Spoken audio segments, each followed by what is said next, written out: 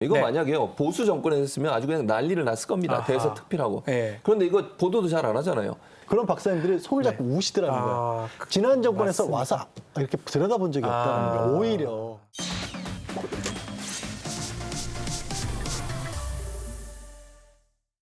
일단은 42년간 유지됐던 미사일 지침 이게 해제됐다고 하는데 이 군안팎에서는 이번 결정이 미사일 전력을 한층 강화할 것이다. 뭐 이런 전망도 있는데 요거 먼저 좀 얘기 좀 해주시죠. 지금 말씀하신 것처럼 저는 거기에 동의해요. 네. 42년 만에 사실 미사일 지침이 폐기가 됐습니다. 네. 미사일 지침은 우리가 800km 이상의 미사일을 개발할 수 없도록 제한을 해놨어요. 네. 그런데 우리가 자주적으로 이제는 미사일 개발을 할 수 있다는 것인데 이게 미사일 개발을 뛰어넘어서 이게 우주 산업과도 연관이 돼 있습니다. 네. 우리가 예를 들면 미사일을 멀리 높게 쏠 수 있다고 하는 것은 우리가 로켓이나 우주 로켓을 만드는 데도 상당히 기술적인 부분을 발전시킬 수 있는 계기가 된다는 점 이런 점에서 긍정적으로 평가할 수 있고요.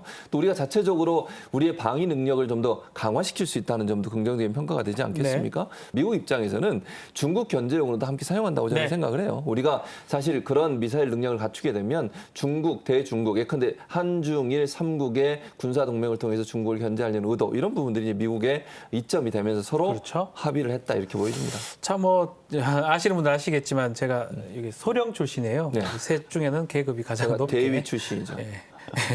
제대를 했고요. 대위하고 저는 또 대화도 별로 안 나눴어요. 사실은 군에 있을 때는 저는 소령 뭐 하자는 거예요? 지금? 그러면 양지열 근데 이제 변호사는 병입니까? 아유, 제가 그 얘기를 하려고 하는 게 아니고 저는 사실은 미사일 지침을 알고 있었죠. 근데 뭐 구체적으로 알고 있지는 못했고 우리가 기술이 아주 뛰어난데 왜 인공위성 날릴 때 러시아는 딴 데 가서 자꾸 빌려오냐면 이 지침 때문이었어요. 근데 그것을 이제 해제를 했다라는 거는 곧 앞으로 인공위성이나 이런 거에 대해서 더 무궁무진한 발전의 기회가 될 것이다라는 측면에서 저는 42년 만에 크나큰 성과라는 그 말씀을 좀 드리려고 앞에 일부러 이거 좀 깔아 그냥 얘기하면 안 믿을 것 같아서 그래서 제 뭐 입장에서 되게 중요하게 봤습니다. 두 분처럼 군 경력이 화려하지는 못해서 잘 알고 있지 못하고요. 네. 그냥 청와대 전 고위 관계자에게 들은 말씀 정도를 전해드릴 수 네네. 있을 것 같습니다. 우리가 보수 쪽에서 일종의 공격할 때 많이 쓰는 게 안보 문제를 걸고 그렇죠. 넘어왔습니다. 마치 지보 정권이 들었으면 안보를 소홀히 하기라도 하는 것처럼 얘기를 하는데 이 문재인 정부 들어서서 미사일 기술 개발을 굉장히 노력을 많이 들였다. 그리고 정권 초기부터 문 대통령이 직접 찾아가서 방문해서 그것을 봤던 경우도 있었다라고 네네. 해요. 그래서 그 관계자분이 그런 박사님들이 손을 잡고 우시더라는 거예요. 지난 정권에서 맞습니다. 와서 이렇게 들여다본 적이 없다는 거예요. 오히려. 근데 대통령이 와서 직접 손을 잡아주니까 울었다라는 얘기를 하면서 왜 기술이 뛰어날 수밖에 없냐면 북한도 굉장히 기술이 뛰어납니다. 북한 5,500km 날리잖아요. 그 기술을 가지고 있는 걸 방어를 하려는 목적을 가지고 개발을 했기 때문에 그렇죠. 우리도 이미 가지고 있는 기술이 굉장히 앞서 있다라는 거예요. 근데 제한이 있으니까 못하니까. 키우지를 못했던 그렇죠. 것뿐이라는 거예요. 이게 풀렸기 때문에 그래서 지금 1000km 넘는다는 게 갑작스럽게 아무것도 안 하고 있다가 하세요 한다고 할 수 있는 건 아니지만 준비가 돼 있다. 우리는 준비가 돼 준비가 돼 있고 있다. 이제는 현실적으로 만들어낼 수 있다라는 거고요. 북한은 이런 제한 없는 사이에 5,500km 대륙간 탄도미사일을 지금 쏘고 있습니다. 미국까지 지금 쏜다고 하잖아요. 근데 우리도 그만한 능력은 있고 이제 이 지침 해제에 따라서 우리도 그 가능성이 있다. 그래서 사실 상당히 주목을 받는 전 뉴스인데 그렇게 또 언론에서 많이 얘기는 안 다루고 있어요.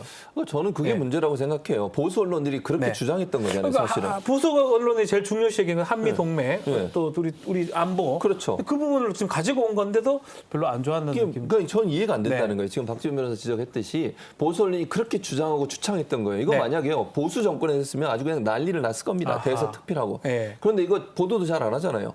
그러니까 그러면서 자꾸 잘못했다고 그러고 뭐 껍데기만 가져왔다고 이렇게 비판하시는데 이렇게 하시면 안 돼요. 언론이요. 공정해야죠. 네. 어떤 정권에 관계없이 정말 국가를 위해서 좋은 성과를 냈다고 하면 거기도 칭찬도 하고 잘했다고 그렇죠. 인정도 네. 해줘야 되는 건데 아예 모든 걸 잘못했다고 하고 아예 이런 건 얘기도 안 하는 이런 형태가 과연 맞는 건지.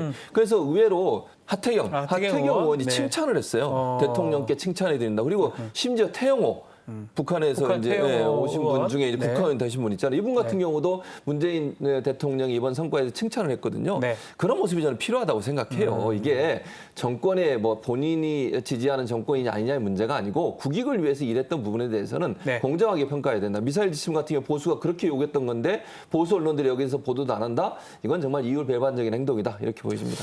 한미 동맹의 의미 자체를 어떻게 동맹이냐 네. 아니면 이런 거 있잖아요. 대등한 어떻게 보면 위치에서 서로가 각자가 가지고 있는 능력을 가지고 우리 악수하고 같이 갑시다. We go together라는 의미가 맞습니다. 동맹이지. 네. 형님이 계속 지켜주시고 이게 동맹이 아니거든요. 종속이죠. 예, 그러면. 그게 네. 관점이 다른 것 같아요. 이제 결국 그 사거리 우리가 뭐 중국을 쏘거나 그런 건 아니에요. 뭐 닫고 안 닫고가 문제가 아니고 결국은 이 모든 게 자주국방의 어떤 출발점이고 더 나아가서 지금 댓글을 계속 쓰고 있는데 우주에 나갈 수 있는 뭐 밑바탕이 되지 않을까.